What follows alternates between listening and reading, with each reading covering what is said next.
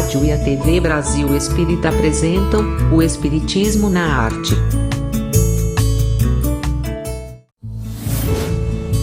Apresentação: Leila Brandão.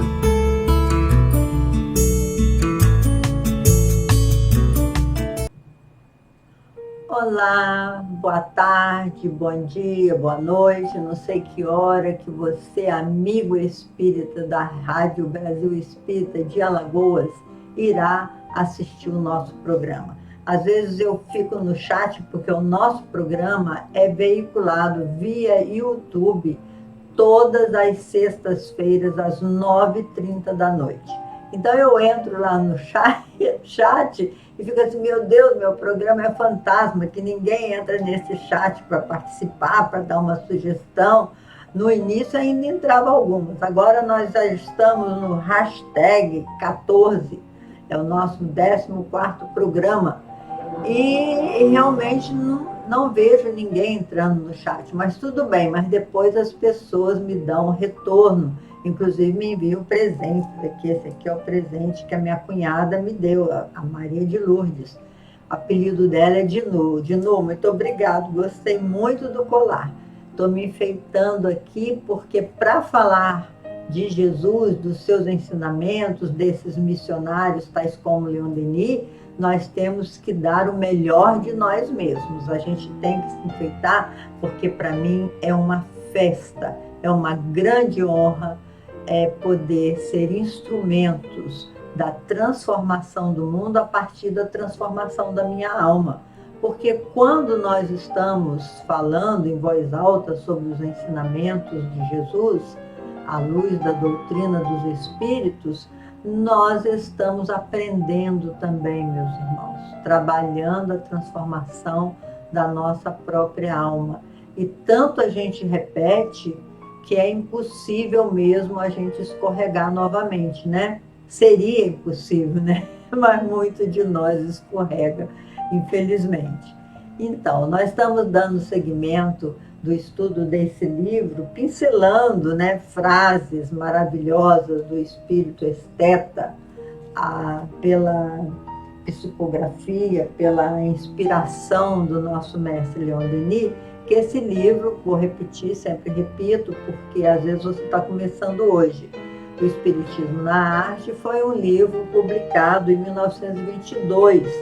A Revista Espírita publicava esses artigos de Denis, que depois se tornou um livro. E aqui no Brasil foi publicado pela editora La Chatre, de forma que vocês, procurando na editora La Chatre, nem sei em qual edição estará, mas é um livro que vale a pena a gente ler e meditar sobre tudo isso que o espírito esteta fala, Leon Denis, que ele examina todo tipo de arte, né? Inclusive ele diz assim: no além, o pensamento concretiza-se em feixes luminosos, apresentando os mais variados tons. Cada pensamento traduz-se, pois, por um rastro luminoso mais ou menos colorido, segundo a sua orientação. Então, esse espírito esteta, ele deu naquela época, né, orientações para todas as artes.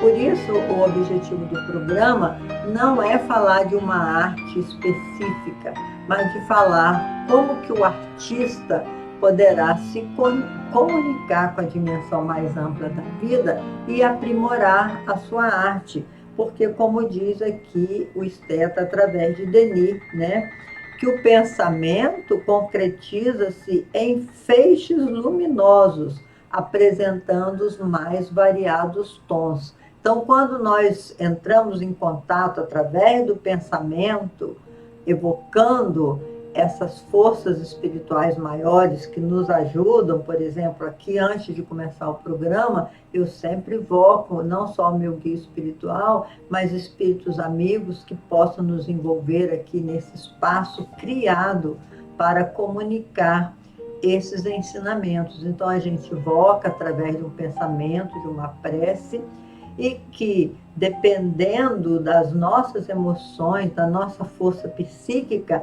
essa prece alcança cada vez espíritos mais evoluídos no campo que nós queremos trabalhar.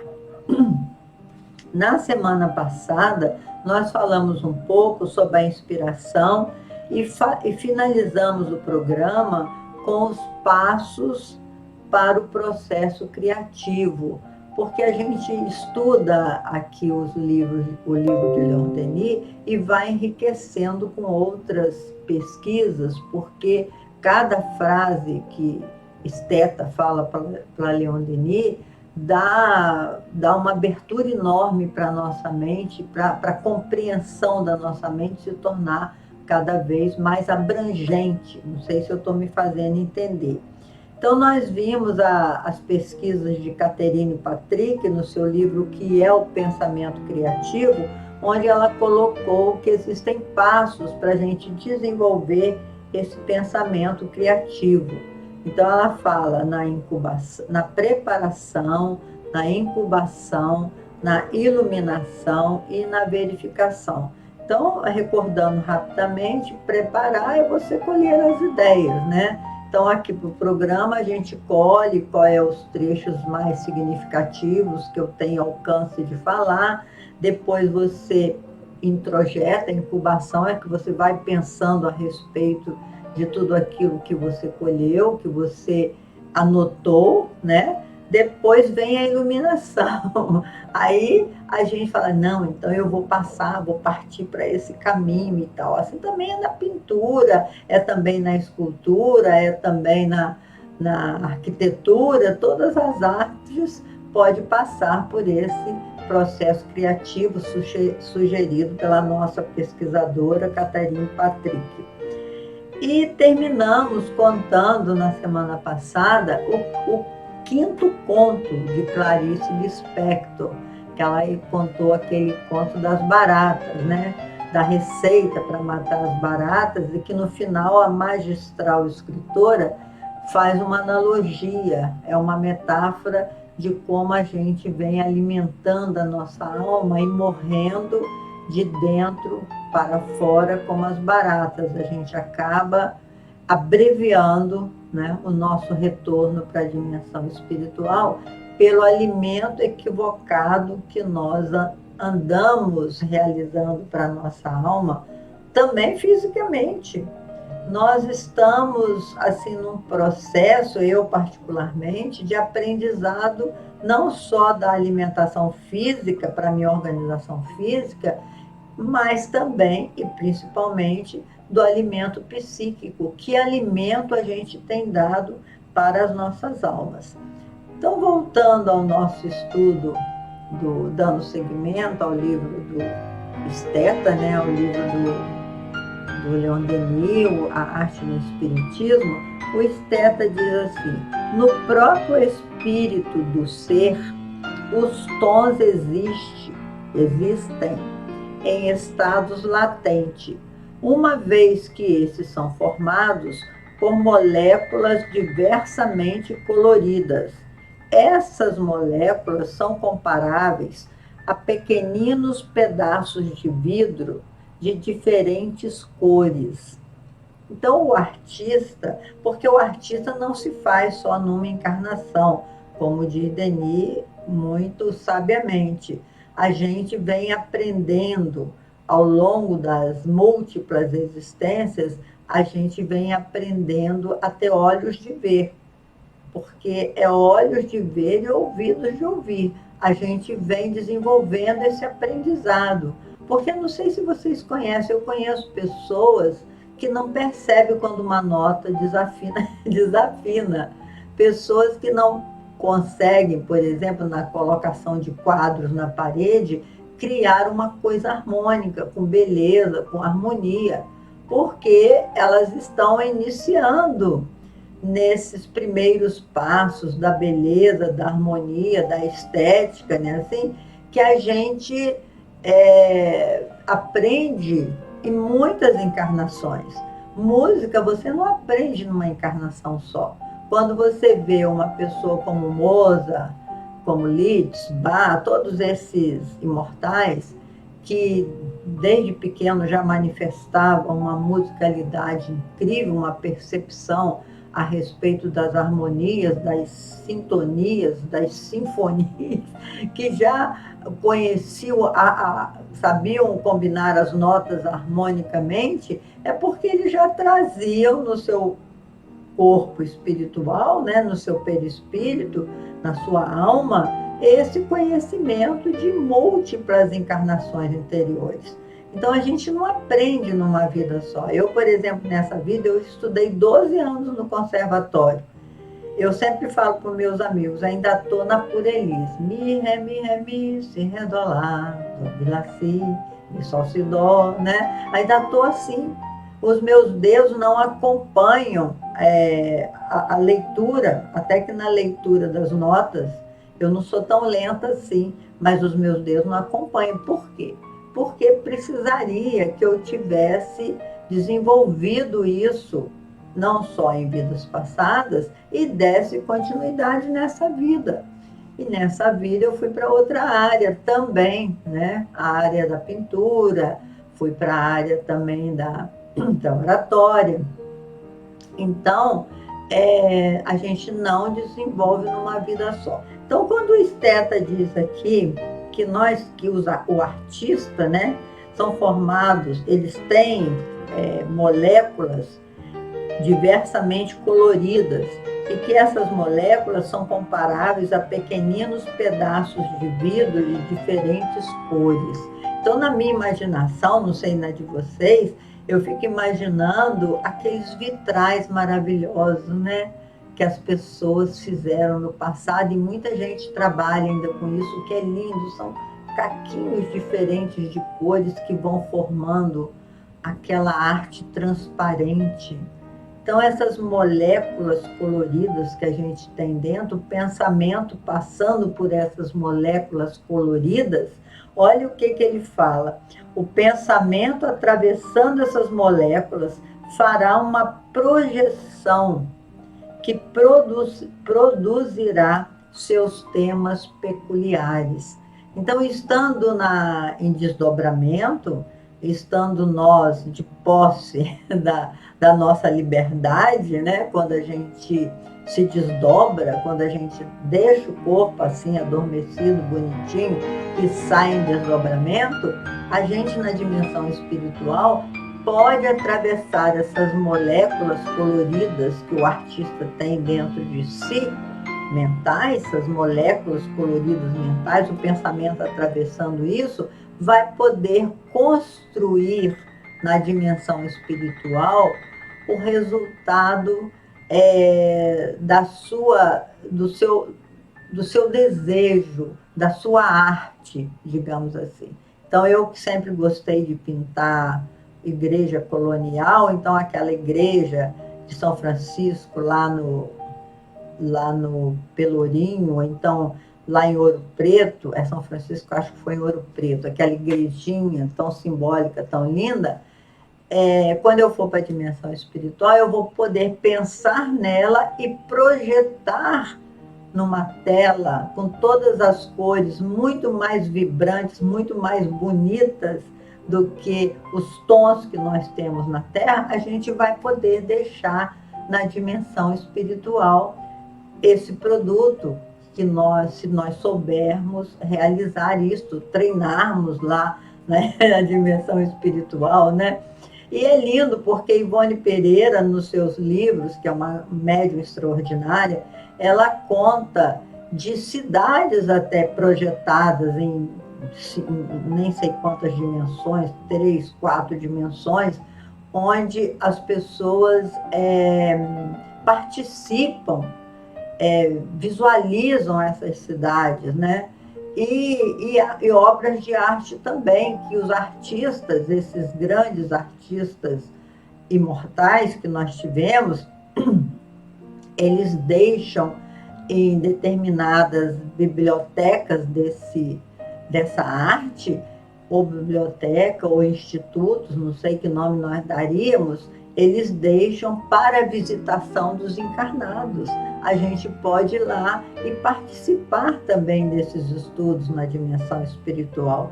Olha que coisa linda esses espíritos nos revelam e nos convidam a fazer esse tipo de trabalho mental conosco mesmo, permitir que durante o nosso sono físico a gente possa viajar para essas dimensões espirituais com a ajuda do nosso guia espiritual.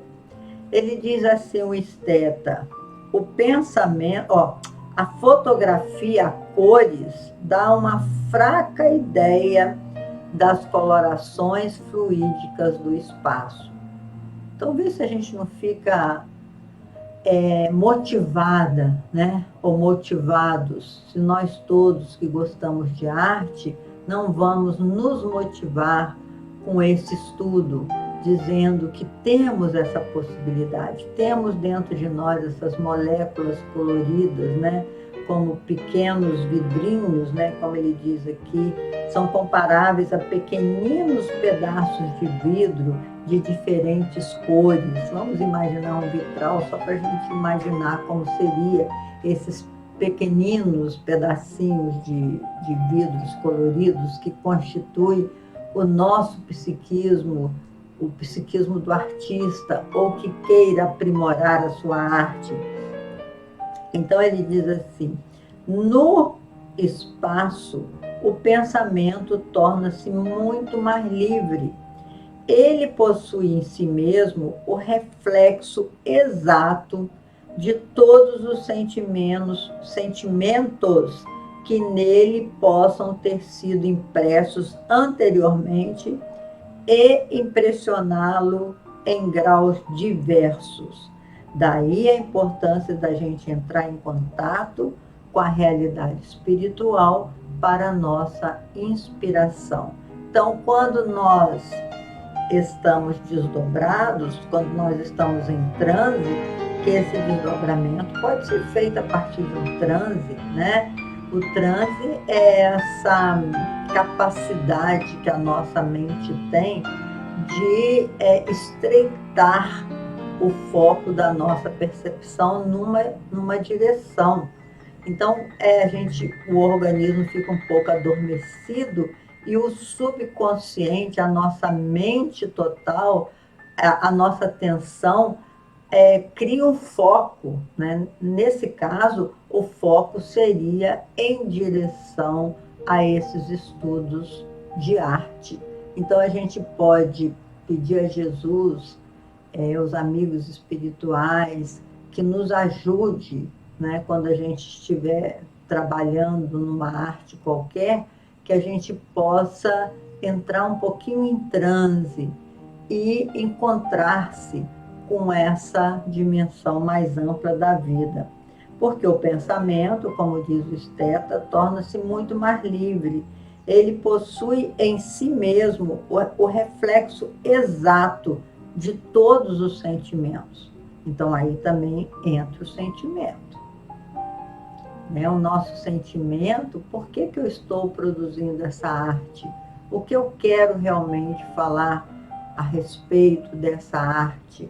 Por que nós estamos preocupados em divulgar através do rádio, da televisão, uma forma de realizar arte mais bonita? O que nós pretendemos com isso? Rola aí o sentimento. Qual é o nosso sentimento, meus irmãos? Ao nos colocarmos à disposição da dimensão espiritual para falar de arte. É porque temos sentido, não sei vocês, a necessidade de focar na beleza. Nossa arte tem focado muito na dor, focado muito na realidade mais feia da vida, digamos assim. E eu acho que a gente precisa valorizar a harmonia, a beleza, a estética em todas as direções. É claro que uma arte, produzir uma arte denunciando os erros que nós já cometemos ou temos cometido é muito válido, mas não podemos ficar só aí. Podemos até mostrar esses erros cometidos, mas de forma mais bonita, mais saudável. Porque a nossa imprensa hoje, não sei se vocês pensam assim como eu penso, né? Que isso aí é uma opinião minha, e de alguns seguidores também, algumas pessoas que pensam de forma semelhante, têm valorizado muito os erros que a humanidade tem cometido hoje. Mas nós temos que também valorizar os acertos. Nós temos muitos acertos.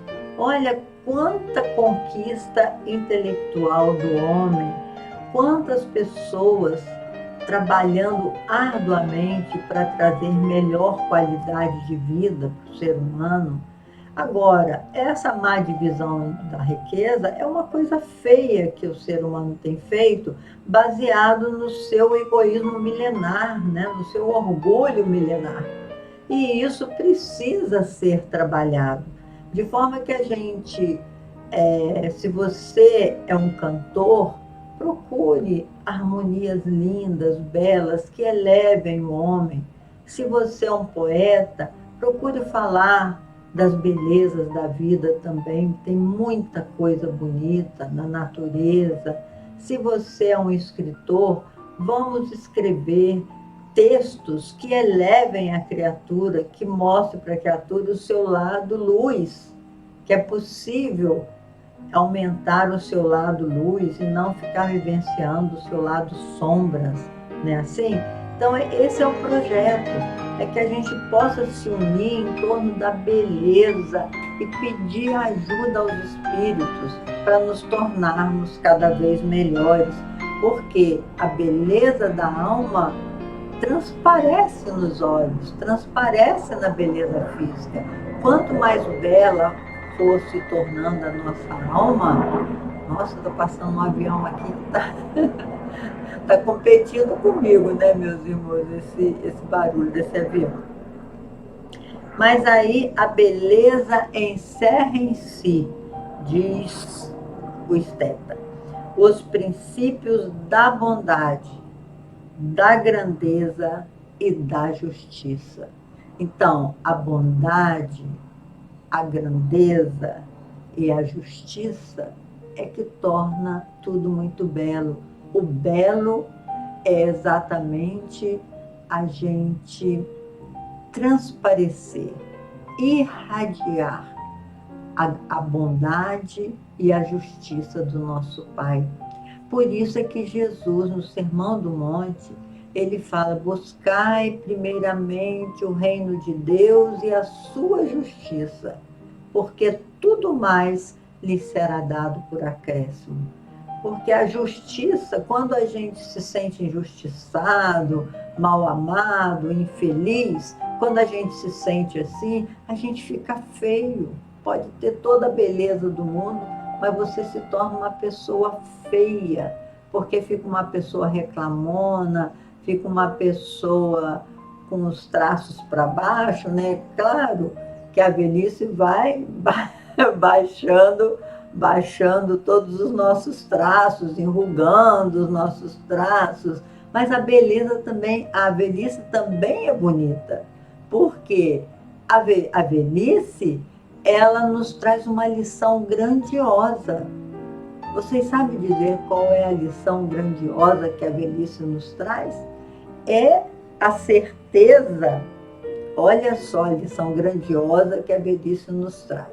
É a certeza de que não pertencemos só a esse mundo, que nós já estamos nos preparando para retornar à dimensão espiritual. É isso que a velhice nos dá, esse recado lindo. Então a gente não precisa se preocupar, porque por mais que se estique daqui e dali, nós temos um tempo para ficar na Terra e depois retornar à dimensão espiritual.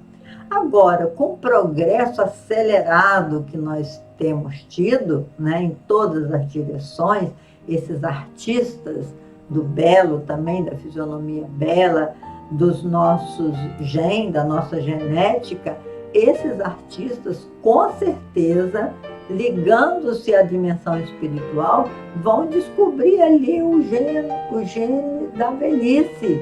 E daí a pouco nós não vamos precisar envelhecer mais fisicamente falando, que a nossa alma tenha mais experiências, isso é maravilhoso. Inclusive no meu e-mail eu ponho Leila Brandão 25. E as pessoas dizem, por que o 25? Eu falei, é porque é a minha idade espiritual. É a minha idade espiritual. Mas não, é o dia do meu aniversário, é 25. Mas o importante é que a gente permaneça com maturidade espiritual, com plenitude espiritual, né? Assim, agora, fisicamente, nós vamos ter que devolver esses átomos, né, à matéria, à Terra. Vamos ter que devolver os átomos que formarão novos corpos, mas a nossa alma imortal sairá cada vez mais bonita, porque, como diz Denis, cada encarnação que a gente aceite de bom grado retornar à Terra para vivenciar todos esses desafios, cada encarnação dessa representa beleza para o corpo espiritual, porque você vai perdendo as camadas mais grosseiras da sua própria alma. O esteta nos disse no livro que em sua vida terrestre interessou-se por todas as artes, pintura, escultura, música. Agora Deus lhe permitiu viver em esferas onde tudo é vibração.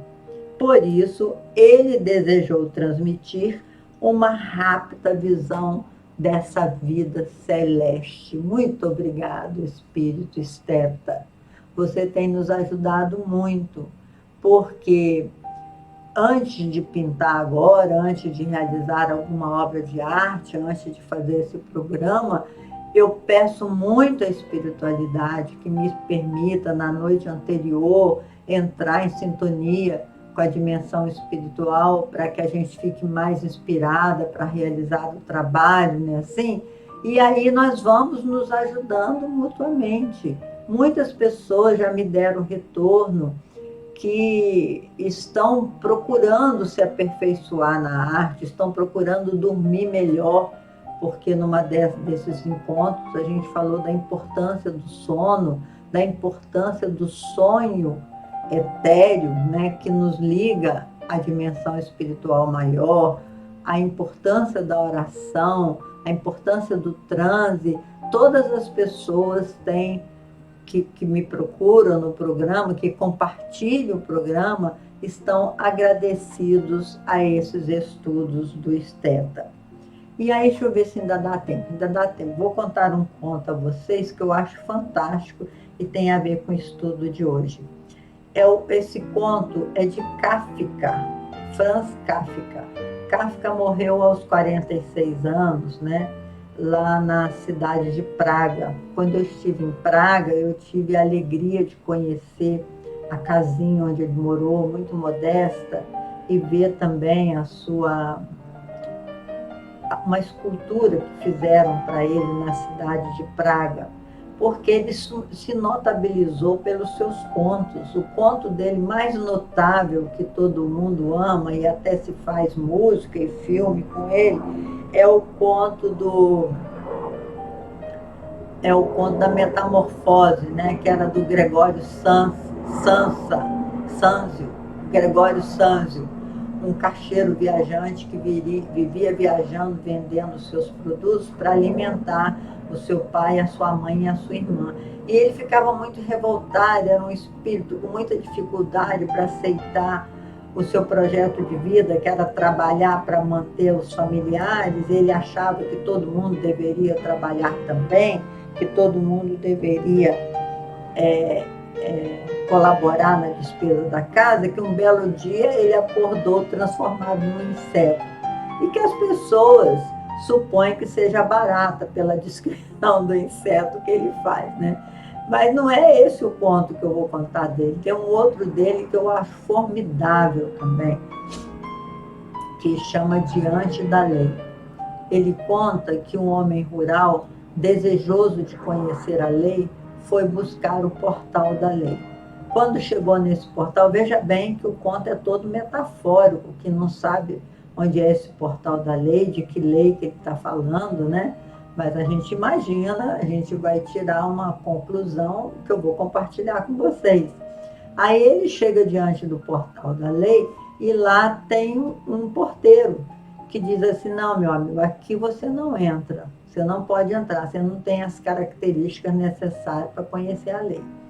E ele, o homem fica revoltado, fica por ali, fala: eu vou entrar de qualquer jeito, fico por ali, rondando, e o porteiro sempre lá. E o tempo foi passando, passando, passando. Aí o porteiro viu que ele não saía de lá, pegou uma cadeirinha, deu para ele sentar.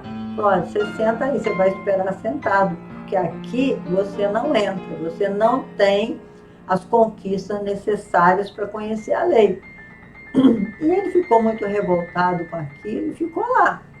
Aí o porteiro falou com ele: olha, ainda que você consiga passar por mim, você vai encontrar um outro portal maior do que esse, que não lhe permitirá entrar também.